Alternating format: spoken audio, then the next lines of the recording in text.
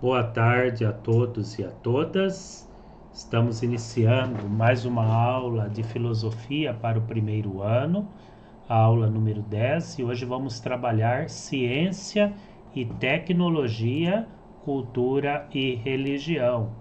É o que vamos trabalhar nessa temática da nossa aula de hoje.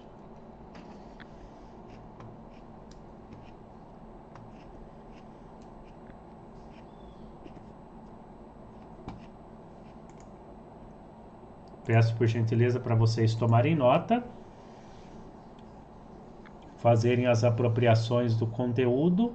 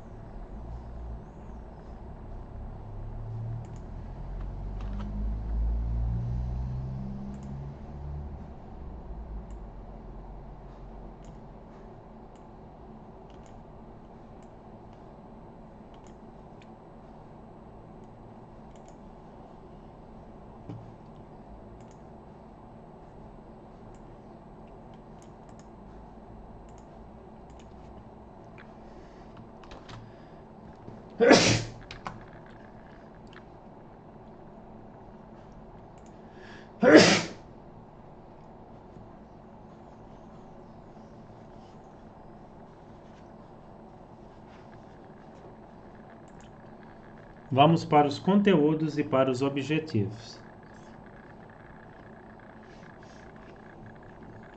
A civilização científica e tecnológica no contexto da cultura e da religião. Objetivos: elaborar hipóteses, selecionar evidências, compor argumentos sobre o contexto da cultura e da religião na ciência e na tecnologia, e compreender o papel e os limites da cultura e da religião. Vamos aqui anotar mais uma vez.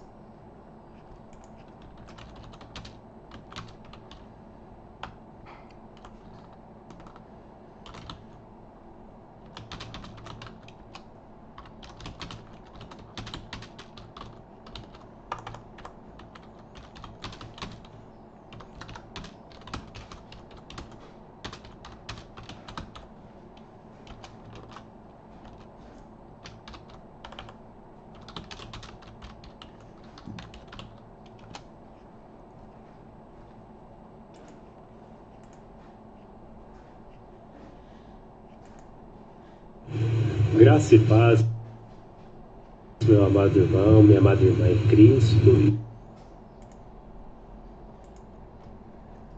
Ciência, cultura e fé.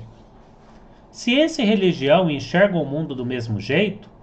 Atualmente há conflitos entre conhecimentos científicos, cultura e a fé religiosa? Dê exemplos. Vamos então pensar um pouquinho.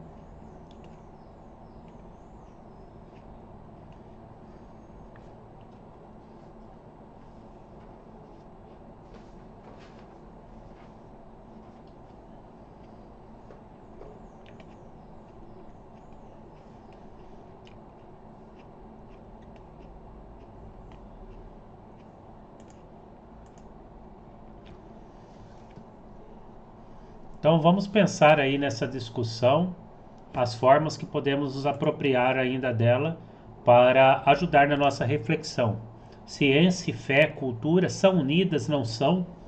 Pense um pouquinho.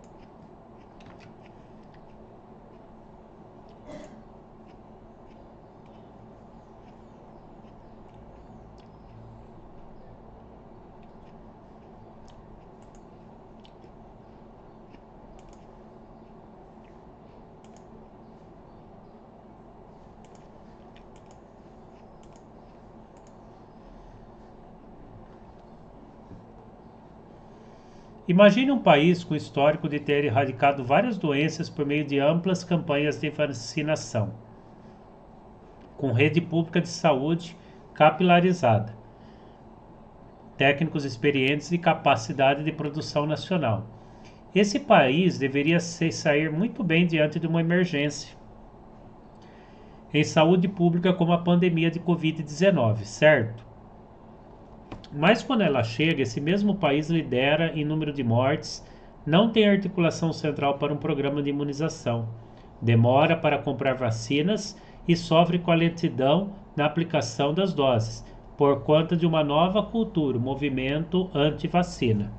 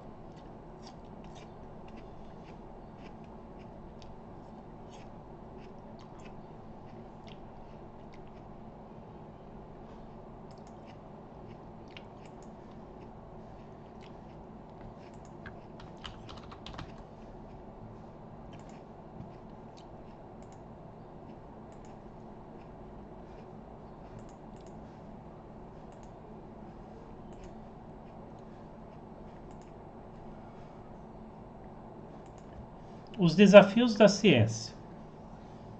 É frequente entre nós que análises baseadas nas ciências sociais sejam confundidas com interpretações do senso comum por parte das demais áreas do conhecimento.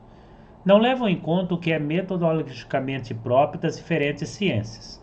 Provavelmente nem sabem que uma das funções das ciências sociais é a de estudar e diagnosticar as consequências socialmente problemáticas do próprio desenvolvimento científico. Em nome de religião que eventualmente professe, um cientista pode cercear-se na pesquisa, suprimindo temas e problemas de investigação que contrariem suas convicções religiosas, ou em nome de determinada opção político-partidária, Mesmo um cientista social pode fazer danosas correções e interpretações para que não colida com suas ideias não científicas.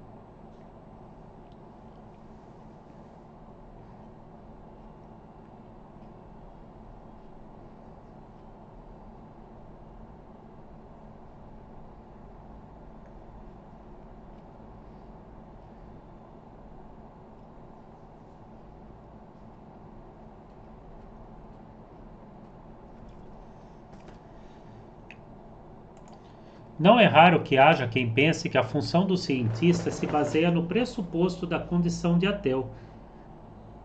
Em alguns casos, nas culturas de religiosidade extremada e ultramontada, a opção pelo ateísmo favoreceu defensivamente a indagação científica. Nos cientistas de opção preferencial pela ciência, deixou aberta a iluminadora porta da dúvida em relação a propriamente extracientífico, exatamente porque a ciência não é campo de certeza absoluta. Ciência só é ciência cercada pela margem da incerteza da dúvida. Todo o tempo e a ciência põe em dúvida o já sabido. Ainda que acumulativo, o conhecimento científico é provisório e relativo. Ideologia na Ciência do Brasil, José de Souza Martins.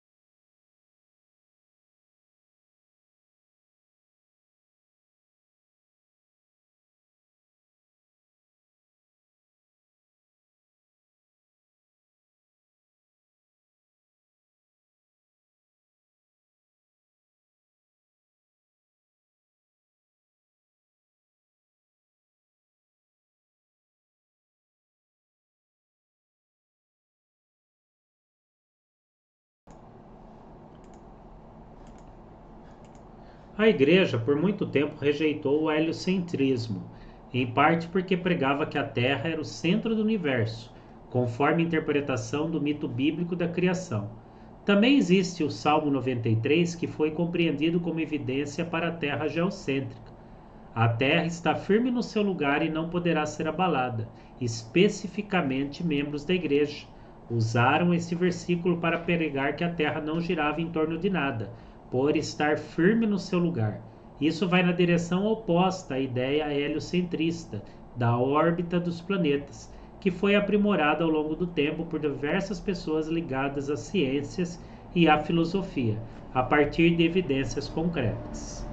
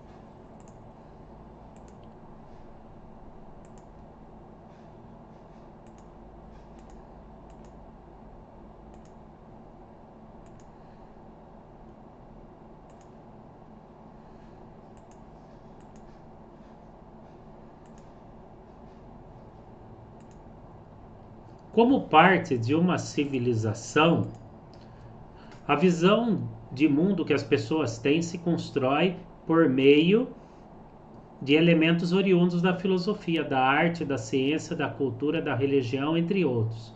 Uma forma de estudar a influência desses conhecimentos no cotidiano das pessoas é compreendê-los como lentes pelas quais se enxerga o mundo. Cada lente tem um formato e objetivo particular, e que a torna excelente em propósitos específicos, mas que distorce o que se enxerga por ela, quando utilizada em finalidades para as quais não foi criada.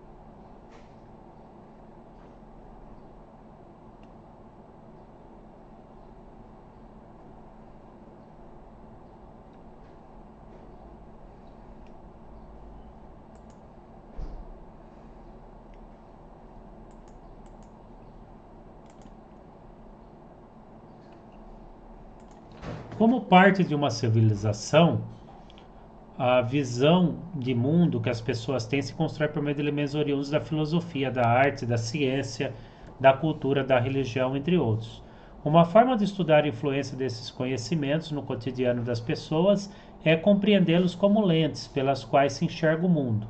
Cada lente tem formato e objetivo particular, o que a torna excelente em propósitos específicos, mas que distorce o que se enxerga por ela, quando utilizadas em finalidades para as quais não foi criada.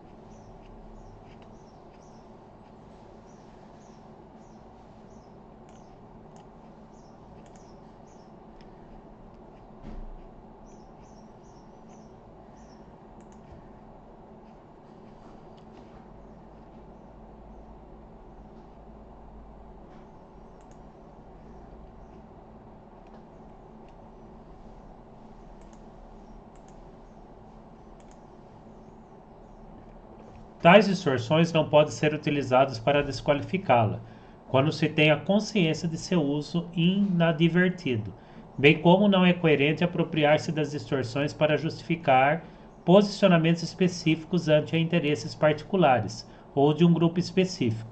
Portanto, a lente da ciência serve para analisar a ciência, assim como a lente da religião deve ser utilizada na religião e a da cultura especificamente em análises de cultura.